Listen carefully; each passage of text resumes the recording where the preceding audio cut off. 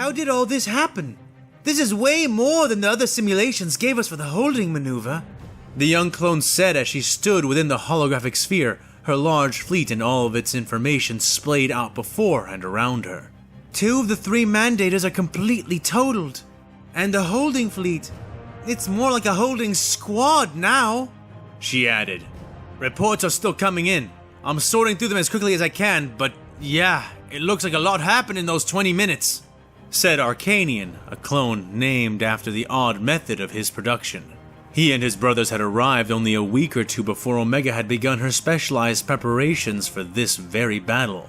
They were looked down upon, and though she hated to admit it, she almost agreed with the natural resentment that the original clones projected towards the Sparties, as they were at times known. They were only about a year old, and each of them, Arcanian included, were fully grown. And it wasn't just that. The new clones that had suddenly arrived for advanced training were like bad clone stereotypes, and the Kaminoans could barely stand the sight of them. They all had the same memories, and they all seemed almost like flesh droids rather than proper clones, performing their duties in a belligerent fog that made them prone to aggressively acting out. Well, almost all. Arcanian was the single exception, a mutant not unlike Omega. He did not need any alterations or additions to fit into his station thanks to his adult size, but unlike the others, an abnormality in his brain had caused him to receive only the most basic aspects of his flash-pumped auto-training. The results were a perceptive and intelligent, if untrained clone who barely knew how to fire a blaster, but quickly absorbed concepts of strategy and statistics. He was also highly aggressive, acting as the fuel to their team's fire more often than not. "Ark, are these right?" Sprout asked, the clone child nestled into an alcove over Omega's right shoulder. 8% is all they made it out with? After we allocated 2 whole mandators? The clone asked incredulously, the more matured clone nodding from his station across from Sprout nearer to the floor. "Yeah, and that's not all," said the clone named Ally, whose control station was situated above Omega's left shoulder. "These readings are unmistakable. Some kind of massive explosion or weapons discharge did this." The young strategist gasped. Omega snapped her fingers. "Right, if this is all from some weapon, then our next step is to find it. Meek, get on those energy readings. Ally, sort through the comm traffic for ideas as to what is happening. Arcanian, send out battle report requests and collate what I can use. Then send it directly into my displays. Sprout, I want you sending me every technical analysis you can, no matter what it is. If it goes to your head, I want to know about it," she said, stretching, cracking her fingers and extending out her hands, the globe of info spinning around her, altering as she initiated its direct command mode.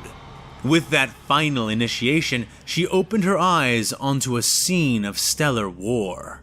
Becoming the ephemeral will behind her fleet, the omnipresent spirit of their fight, their invisible goddess, each ship dancing at the flick of her wrists.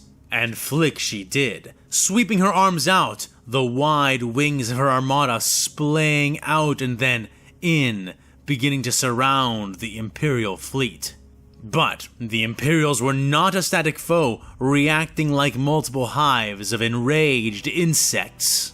New swarms of strike craft spilling into metallic clouds from the hangars of their cathedral homes. Omega could feel them, the new biting torrents of smaller ships, stinging with a disturbing effectiveness into the outermost forces of her fleet, which she directed to engage and intercept them. The impish clone smiled as she released swarms of her own, enough to match and ultimately even outnumber those put out by the Imperial vessels, the bulk of the 2 waves meeting between their forces, before the battle line was dragged up close to her. Right away, Omega could see why, watching as the enormous engines of the many enemy vessels roared to life, a sizable portion of them launching themselves with growing speed toward the heart of her own formation. More information poured in through her interfaces, revealing purple and green splashes of color, like fluorescent fogs and slim trailing nebulas lingering over the places where the fighting had been thickest. At first, it all seemed meaninglessly intermingled, but then she saw a trail leading away, and saw by the streams which composed it and the damaged vessel which it all led to, that this had been the vessel which had borne the insane weapon they had fired before. More information, communiques and vid feeds of the discharge, and reports of the heroic actions which had been taken to neutralize it. Omega absorbed it all quickly and dismissed the weapon from her mind. Crippled and running, it was no longer a primary threat and could not match what now demanded her attention: the Imperial countercharge and division of forces. The last thing she did before fully focusing on the adversaries before her was to confirm safety for their planetary support strike force, sending the signal with a twitch of her fingers, and ensuring that the planet of Axum would soon host a great deal more Republic forces. Sprout's tactical know-how filtered in as suggestions and remarks, his mind second only to Omega's own. Countercharge? Seems insane, was his first message, which was quickly followed by a second. Forcing a pincer? Was the next. Omega's eyes swept over the field, and she nodded to herself, agreeing more and more with his assessment as she watched the ragged Imperial line taking two distinct actions in opposite directions. They wanted to break through her line, get behind them, and then hold them down while their other ships distanced themselves and lined up shots to ensure damage from both sides. A bold plan, and one which depended entirely on their first charging fleet successfully holding and engaging their attention. A plan she intended to deny. She opened her hands, flicking her fingers as screens and options appeared. "I'm charging us straight through," she sent to Sprout and the others. "Do it. I see the goal. It is right before us." Sent Arcanian. "High losses guaranteed. Are you sure about this?" Sent Ally. "High losses guaranteed regardless." Sent Meek. "Meek is correct. It's not a question of losing ships, it's a question of winning the game." Sent Sprout. "Omega, we are with you. What's the plan?" Sprout followed up, and the communications went still.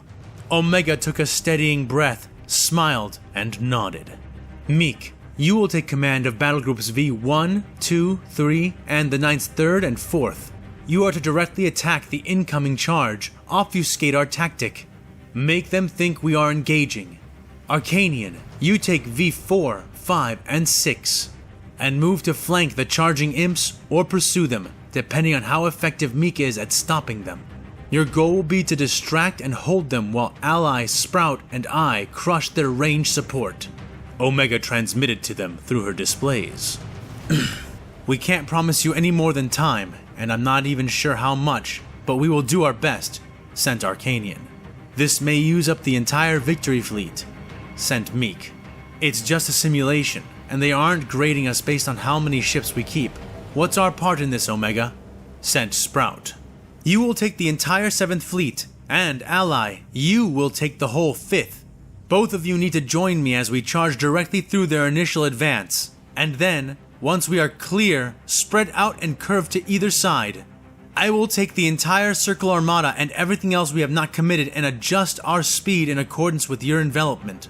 We will hit their rear support from all sides and destroy them before their forward elements can finish off our holding fleets," their leader instructed electronically.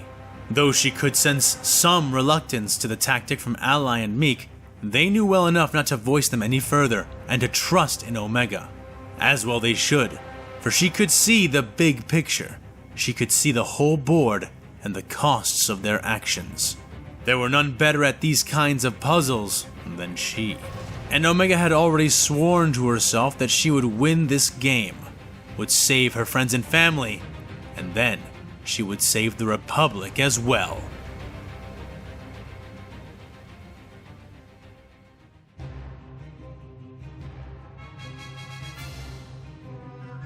They splashed down into the suddenly advancing ocean of silver and red ships, smashing a few with their mere passage as they engaged with the others. The shoals of small alien craft spun and swirled about her vessels. Toothy ships taking tiny bites out of the whales and sharks which comprised her fleet. She gave orders to alter their attack patterns, but somehow, the enemy instantly reacted to any movement orders Rolla sent out. That kind of reactive ability could not be trained into flesh and blood alone. It required more, she knew. A connection, psychic, biological, or technological. Some method of coordinating responses and sending out orders near instantaneously. And the dominating intelligence which was playing this battlefield against her was matching and countering the Lord Admiral's subtlest maneuvers like a strategist might easily play through a casual game of regicide. The battlefield had transformed in mere seconds after their arrival, the alien offense going from a desperate bid to buy time to a troublesome tide of star-colored teeth. And then the initial clash was revealed for what it truly was. A farce! They had taken losses and feigned engagement only to speed past her ships, angling for her retreating ranged support. They had bluffed her, and she had fallen directly into their hands. She thought to order a reversal, but even now she could see they would be too slow to correct in time. The arcs of their returns too wide to prevent the battle moving straight into the face of her support units. Still, better to bring her might around and prevent a slaughter than idle with the few ships the Republic had left behind. And then, suddenly, the Lord Admiral watched her options dwindle and shrink as a second force of Republic reserves came about, outflanking her scattered fleet and firing into their sides and back. The forces she had present in the forward advance could crush these insects without significant losses, but only if she dedicated them to the task and left the support to fend for itself in the meantime.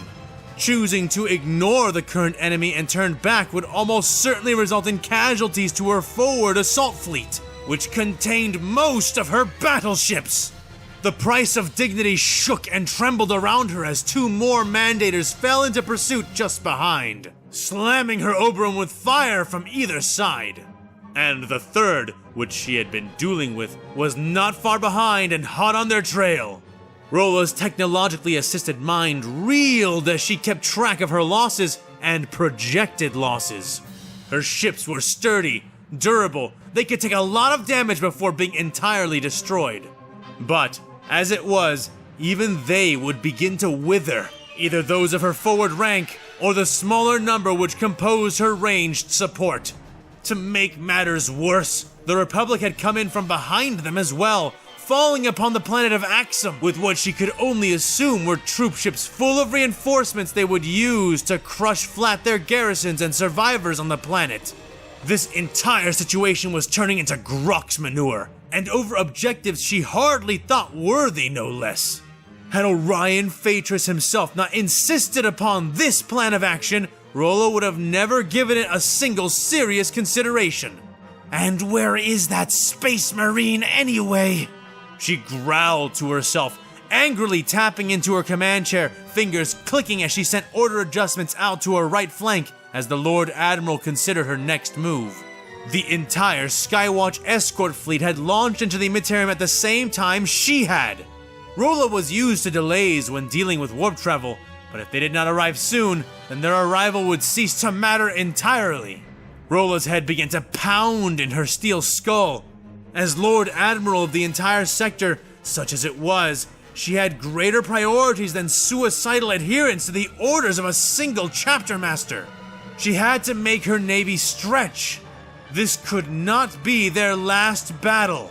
Establish a direct link with the Admiralty, she hissed through clenched teeth, nostrils flaring. It's past time we leave this, she began to say. Lord Admiral, additional contacts! Warp signatures are being registered! Called the sensors officer. A smile lit the man's cyborg face as he looked up at her to report. They are Astartes! The Adeptus Astartes! The Emperor's angels have arrived! Their ships are approaching at full burn! Arrival inside the combat zone is estimated at 7 minutes! He exclaimed in clear elation. It's about time the Skywatch got here, she said with a heavy sigh, nearly slumping into her chair. Negative, ma'am. It's not the Skywatch. In fact, there are too many ships appearing to represent a single Astartes escort fleet. This looks more like... The sensor's operator began to correct, before the lights on the bridge flickered and died. They then quickly restarted, everything now lit in clear, emerald green. A large, previously inert hololithic projector thunked into life, and then flickered out its own grainy image, which gradually came into greater focus as it appeared before them. It had the likeness of a large, ornate sarcophagus, massive in size as it was displayed across the deck. A skeletal visage was carved ornately across the breadth of its green, light-forged surface. The skull which crowned it being lit from within, its eyes all too alive, despite the being's current resting place. New spherical critical tactical link established, said a deep, thrumming voice from the howlers mounted onto the walls. Greetings, Lord Admiral Rolla. I am Sebastian Vondrell, Arch-Imbalancer of the Tempered Hands. We have arrived to bring death in the Emperor's name, and we have not come alone, said the chapter master of the steel-blooded Space Marines. Rolla stood right away, a hand laying over her heart as she looked up at the massive image. I greet you, Arch-Imbalancer. Your aid is sorely needed, and we have little time to waste. May I inquire as to whom you have brought with you? Asked the Lord Admiral, her burden visibly lightening as she spoke. In response, another 2 holograms were lit into the space, standing smaller and to either side of the enormous projected coffin, one much larger than the other. The smaller of the 2 new arrivals bowed deeply, sweeping off a wide-brimmed hat and smiling with the deft charm of a rogue. I am Lord Tiberius Clouseau, of the Imperial Coalition of Sanctioned Tradesmen and Pathfinders. We and our 500 ships are here to do as the Emperor bids. According to your dictates, of course, Lord Admiral Rolla, said the flamboyant trader, resting one hand on a heavy golden belt buckle while the other lingered lightly on the handle of a thin saber at his side. Oh, and am I to expect a fee for this aid? Lord Rolla asked, raising an eyebrow at the leader of the, thus far, troublesome impromptu guild which this man had managed to organize in the chaos of their long jump into this galaxy. You wound me, Admiral. Of course I am charging you nothing for this aid. I'd never even think of it, he said with a wave of his hand and a mocker's grin. After all, someone else has already paid for this little excursion in full. It would be disingenuous for me to charge you twice.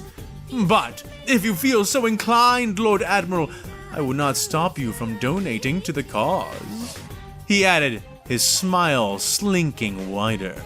Rolla sighed and turned to the other, who seemed to be waiting, studying their interaction like a spider might study a pair of new insects trapped in its web. Once she faced him, he bowed with an odd elegance, his many arms sweeping out, forming gestures and signs with every stilted yet smooth clockwork-like movement. He had 6 arms, all of them flesh, all of them protruding from 2 long sleeves, one on either side of his thick red robes. His garments obscured everything about the rest of his body, save for the collection of lenses and sensor orifices that formed the shape of his insect-like face, which was visible protruding from the tightly packed hood of the priest's vestments. Peace be between your soul and form, honored Admiral of Sector Designation Zektek. I and the arch mechanici of the Forge Worlds have come to shape law from this disorder. Blessings be upon our holy machines who bear us fearlessly into the maw of the Omnissiah's glorious war. He droned in high binaural. Rolla smiled politely and interlocked her knuckles and fingers like the spokes of a gear, smoothly returning the high greeting to the master of machines, being more than well acquainted with the cult. In her time, Rolla had made many dealings with them, and would not even hold her current position were it not for her relationship with the Forge Masters and Magos masses of the sector. Indeed, the Jester revealed that she was as close as any non-believer could come to the cult, and not be destroyed for what they knew. I am honored to receive the aid of the Machine God's faithful. You are most welcome on this battlefield, Archmagos Lesat Gamma, she said with a bow of her head, though she pointedly did not bend her back. The Mechanicus were rarely susceptible to flattery, at least not when it came in the form of a breach of protocol. The Magos seemed as well pleased as an inscrutable cyborg could be, returning the gesture with a nod of his own, clicking as he did. If I may be so bold, what has brought the church here? It is rare that you venture directly into imperial conflicts, she said after a moment's thought. The private armies and navies of the Adeptus Mechanicus were among, if not the most technologically advanced forces fielded by the whole of mankind. From legions of fanatical, highly advanced cyborg soldiers to fleets of bloated, almost alien battleships easily as opulent as anything the Ecclesiarch may purchase, and twice as heavily laden with ancient weapons and new, obscene devices. It was always a blessing when the Church of the Machine God deigned to join their Imperial brothers and sisters on the battlefield, until it came time for them to claim payment for their aid. And unlike the greedy guild of rogue traders, it was rare that the Mechanicus was ever satisfied with the mundanity of currency. Chapter Master Orion Phaedrus has negotiated our intervention into this conflict in accordance with our agreement. We, the faithful of the Omnissiah, will hold the enemy armada in place for 1 hour. The mostly machine creature elucidated. Rolla blinked in surprise, but before she could truly respond, Lord Clouseau coughed and interjected. Yes, since it does seem rather relevant, I should add that our dealings with the good chapter master are very much the same. 1 hour from the moment of our engagement with the enemy. After that, we are free to do as we wish, and to be frank with you, dear Lord Admiral, I and most of my fleet have no desire to continue a battle of attrition with these endless silver arrowheads, the rogue trader clarified. And I assume this is the same with you, Archimbalancer? She asked the enormous green coffin. It is, was the simple reply. She nodded tightly. Then, can I assume that for the duration of that time, I am in command of our joint forces? She asked. It is so, rumbled the entombed space marine. But of course, said the rogue trader. The Omnissiah wills it, chanted the machine priest. Good, then heed my orders. Archimbalancer, I will need you to take your fleet and contest the skies above Axum. We only have a limited amount of time to evacuate our forces from the planet, and to accomplish that, we will need to clear enough airspace to move transports and dropcraft through en masse. Contest them viciously, Chapter Master. We are on a time limit, and they are not, she said. By the Emperor and the martyred Father, it will be done, said the second oldest ranking space marine among the loyalists who had come with the fleet. Lord Clouseau, divide your ships between two categories as best as you can manage. Those which are geared towards combat, and those which are geared towards hauling cargo. The former will rush to the enemy which is behind us and engage. Stop them from destroying our support while we mop up the ones we are dealing with now.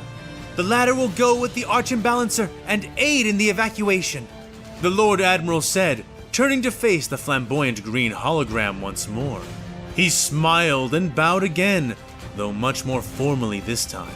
Your wish is my command, he intoned with a wink. Archmagos, I require your fleet and forces to do two things. Firstly, begin engaging at range with the enemy armada.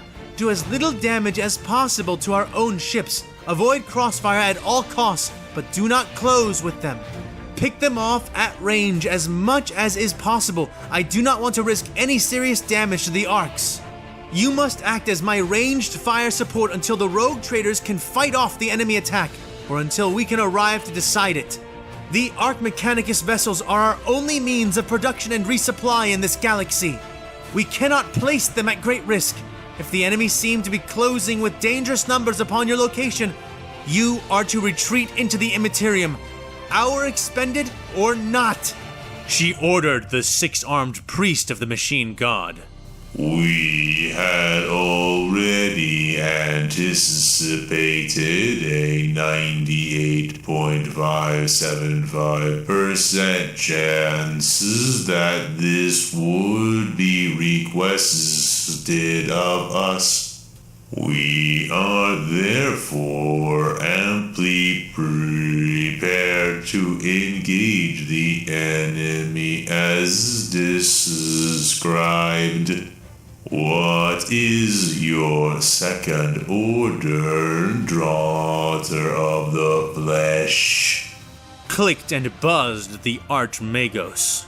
They are using some kind of connection between their ships to instantly relay orders and commands. I want you to use the Noosphere to breach and infiltrate the system as much as you can. Learn everything it lets you, and then take down as much of it as is possible by whatever means are available.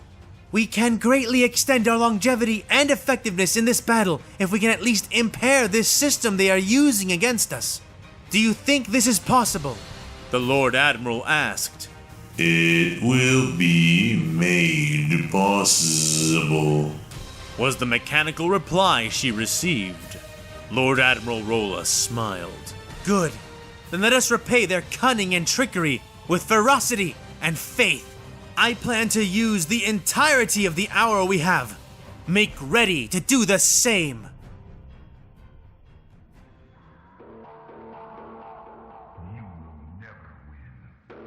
Finally, they had breached the walls, shattering and melting a hole into the interior of that towering impediment upon their assault. Using a combination of looted Imperial weapons and artifact armaments such as Combier's rifle, the rebels had focused fire on a single portion of the defensive structure. The walls had been erected in general haste and then reinforced, and against the many odd weapons that were brought against it, it only lasted a couple of minutes. But they were the bloodiest minutes of Combier's entire life.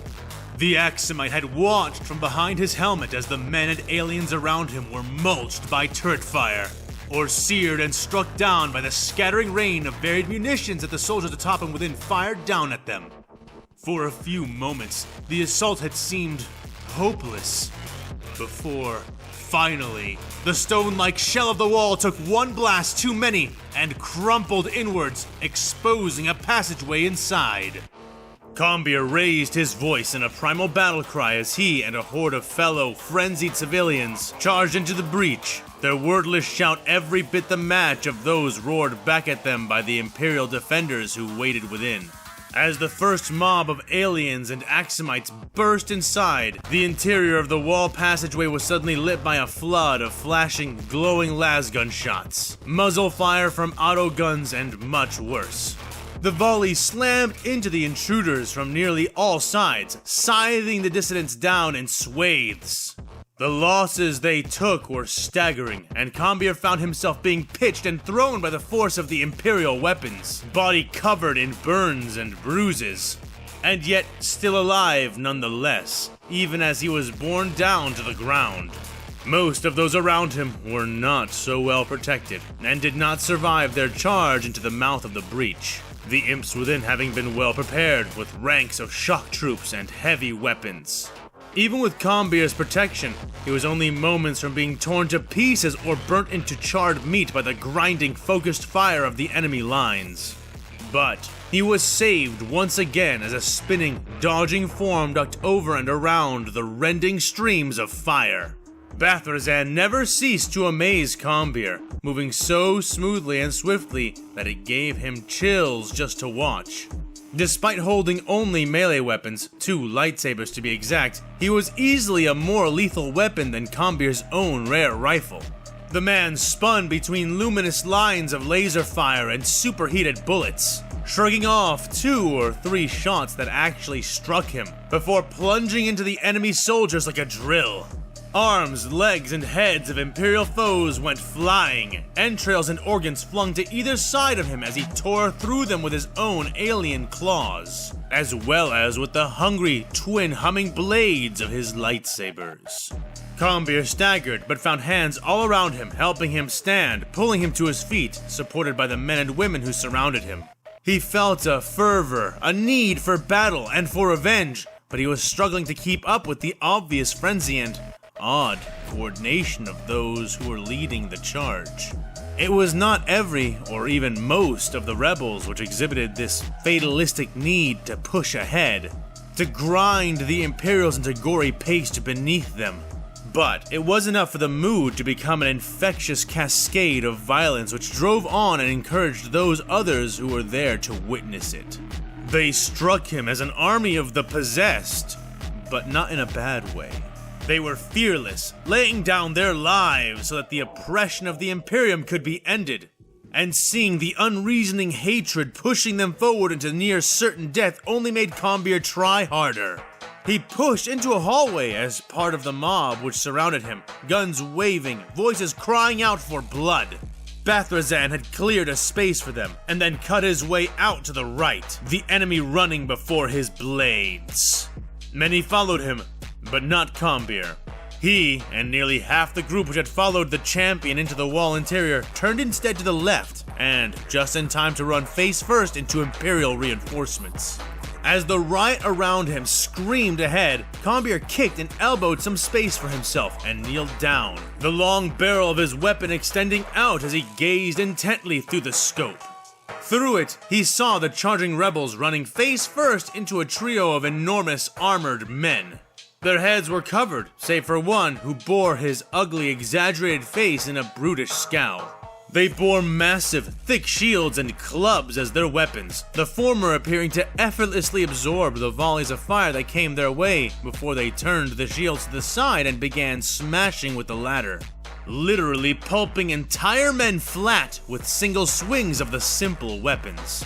Space Marines. Combier growled, half in fear, half in sudden excitement and anticipation. Despite their formidable reputations, these big brutish angels of the Emperor did not seem to be caring too much for anything beyond hammering mindlessly away at the rebels. The mind-addled genetic experiments of the Imperium kept up their thoughtless, tactless attack, thinking too much of killing and not enough of using their shields to hide from the additional incoming fire they were receiving, like what Combier sent their way a moment later. His gun barked loudly, a spiraling disruptor spike suddenly discharging from its barrel and hurtling into the exposed collarbone of one of the club-bearing giants. His entire chest collapsed, throwing the man-thing back off its feet and creating a gap in the barrier it had been forming with the 2 others of its kind. It had barely landed flat on its back before the hole in its chest began to widen, disintegrating most of its neck and torso before the effect halted. Combeer lowered his gun and punched his fist. "Death to the Emperor!" He yelled, the aliens and humans around him roaring with him. "Death to the Emperor! Death to the Emperor!" They echoed, swarming around the two other monsters of the Empire and pulling them down, destroying them under the weight of their numbers. But their numbers were starting to thin. Something Combeer could not help but notice as those ahead of him continued forward and less from behind him were able to follow. Getting this far had proven to be a bloody grind, an achievement born on unthinkable amounts of sacrifice. But they were not about to back down, not now that they had made it this far. He looked down to check his ammunition count. 3 shots remained. He grimaced, but only clutched his weapon more tightly. As far as he was concerned, this only meant that he had to make these last few shots count. With that thought in mind, the Axumite heir pressed ahead, following after those who had come before him and turning a bend. There, he could exit out of the wall, the natural one, the one that led into the rest of the Imperial base. But it was not unbarred. Standing within the entranceway, already engaged in battle with the rebels who had come with him, were 5 figures, dancing and cavorting despite their bulky armored bodies.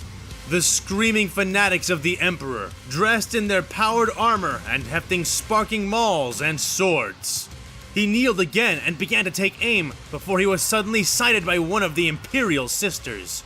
She barked an insult in their Gothic language at him and snapped out her free hand, a hand which he realized was not free but holding a pistol of some kind. The smaller weapon roared with the force of something far greater than its size implied, making Combeer jerk and then throw himself across the floor, barely evading the 3 shots she snapped off at him. His heart beat in his ears as he scrabbled for the cover created by a heaped pile of stinking bodies, breathing hard all the while. He turned to peek out, only to feel his blood run cold from what he saw. The last 9 rebels were being hacked apart before his eyes, and once they lay dying upon the gore-slicked ground, the glowing owl eyes of the sisters turned upon him. He cried out, ducking and covering his head with both hands as they riddled the pile of bodies he was hiding behind with explosive bullets, blowing most of the obstructing flesh away and knocking him painfully forward. 2 gaping rents were left in the back of his armor, the wounds there bruised and bleeding badly, though he only barely felt their pain, at least for now. Gasping and out of breath, his lungs flattened by the impacts, Combeer crawled forward and rolled onto his back, aiming his gun up and firing it blindly, his 3rd shot sailing over their heads. The sisters did not even blink or flinch, raising their horrific hand cannons and shooting a volley directly into the prone, dazed rebel. Combeer flinched before the impacts reached his body, but found nothing struck him, and when he opened his eyes, he saw why, though remained confused by it nonetheless. The bolts they had fired were hovering in the air between he and they, held back by some invisible force, even as they burned and spun in place, their micro-rockets firing hot and hard, but getting nowhere. The answer to his confusion came a moment later, Javona revealing herself as she strode past him, eyes luminous with power as she held the attack back, and then reflected the explosions which followed. Maelstrom! Spat one of the Imperials. Xenos! Barked another as they all raised their various close-ranged combat weapons and began to charge. Ijatura fashion mea! Javona bellowed back, her voice deep and resonating with unnatural power. She punctuated the words by swinging her arms widely and clapping her hands loudly before herself.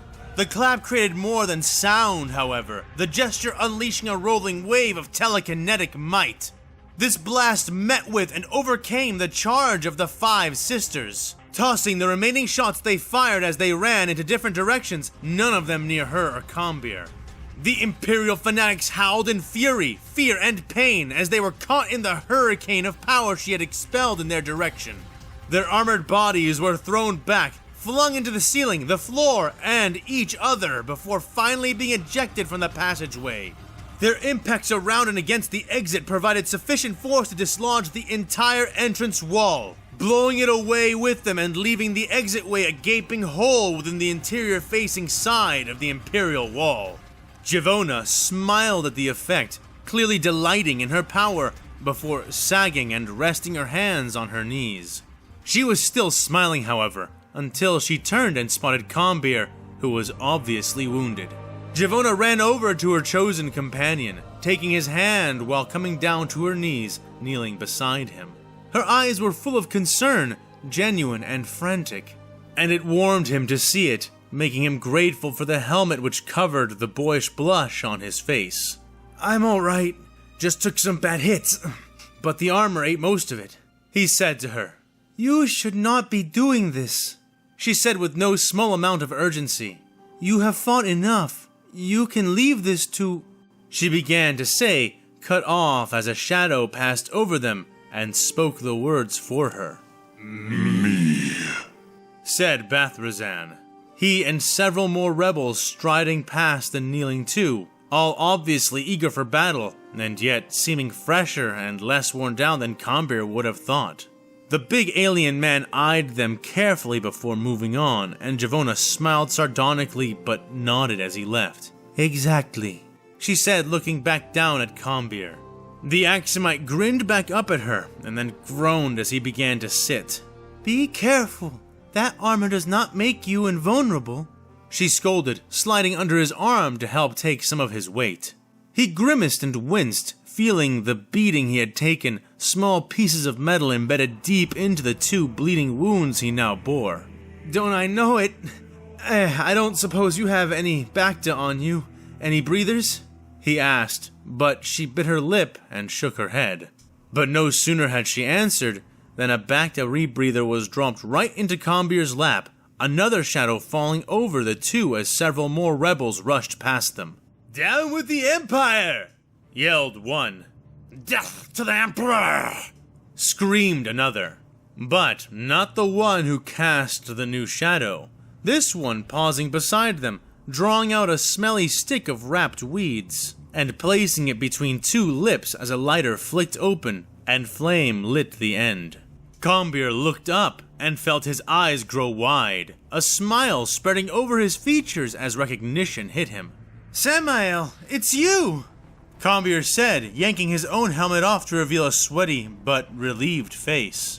Givonna twisted around, eyes narrowing right away. But the sight of Combeer's relief and the medicine he had received were assurance enough to keep her from being too alarmed. But the man had an aura on him, a menace she felt was familiar yet unrecognized. He was almost as large as Bathrazan, thick muscles pushing against his green work clothes and the long dark coat he wore over them. He stood like Bathrazan as well, slightly up on the balls of his feet, his hands free of obvious weapons and yet thick with the scent of blood, something Givonna could sense more than actually smell. The newcomer did not respond right away to Combeer's words, taking a long drag on his low stick and then breathing it out slowly. When he was done, he opened his eyes, the center of each one akin to twin round flakes of obsidian glass, glistening intensely but black as pitch. "Hey again, kid," said the looming man, lowering his large, scarred hands, sliding them into the deep pockets of his black jacket. His eyes found Givonna's in place of Combeer's, glinting, smoldering darkly, his lips quirking ever so slightly, before his sight slid up to Combeer's beaming face, the subtleties of his former expression bleaching away, replaced with the barest hint of melancholy. He stood silent for a moment longer than was comfortable, holding the low stick between his teeth, the white smoke snaking out from its tip drifting into the air and sliding between them, slightly obscuring his gaze. "I wasn't sure you'd even know how to get here. It's good to see you again." Trombeer stuttered out awkwardly. Samael drew hard on his low stick again, the end lighting bright orange and traveling an impressive distance up its length before it stopped. He puffed out a cloud of smoke and spat what remained of the weed onto the ground and stomped on it once. I was always gonna follow this to its heart, kid. But, if I'm honest, I was hoping not to see you here again. But, you know what they say, he said, black, almost doll-like eyes shimmering oddly as he sighed and shook his head. Hope is the first step on the road to disappointment.